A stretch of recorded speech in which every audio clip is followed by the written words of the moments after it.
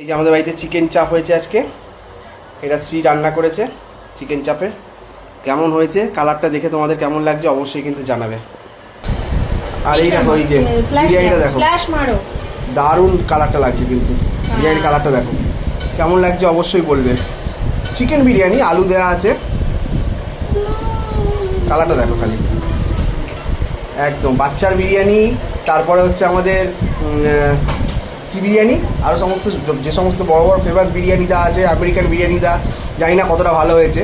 তো এই হচ্ছে আমাদের আজকের বিরিয়ানি মেনু রাত্রিতে। হ্যালো গাইস, আজকে সানডে, আমরা আজকে বাড়িতে বিরিয়ানি রান্না করেছিলাম। অস্মিতাকে জিজ্ঞাসা হচ্ছে, অস্মিতা কেমন হয়েছে বিরিয়ানিটা? কি মনে হচ্ছে, বাড়ির বিরিয়ানি না দোকানের বিরিয়ানি? দোকানের বিরিয়ানি একদম। আর তার সঙ্গে ছিল হচ্ছে চিকেন চাপ, সেটা শ্রী করেছিল। বিরিয়ানিটা আমি করেছিলাম। ভালো লাগবে তো? 10-এ কত দেবে? 10-এ 10? বাহ, ঠিক আছে, থ্যাংক ইউ। এবার আমরা চলে আসছি অর্ণবের কাছে। অর্ণব বিরিয়ানি ভালোবাসে খেতে, এখনো পাতে অনেক বিরিয়ানি রয়েছে। আর অস্মিতা তো পুরো পেট পুরে খেয়ে নিয়েছে। অর্ণব কেমন হয়েছে বিরিয়ানিটা? কেমন হয়েছে? দোকানের মতন না, দোকানের থেকে ভালো? হ্যাঁ, দোকানের থেকে ভালো?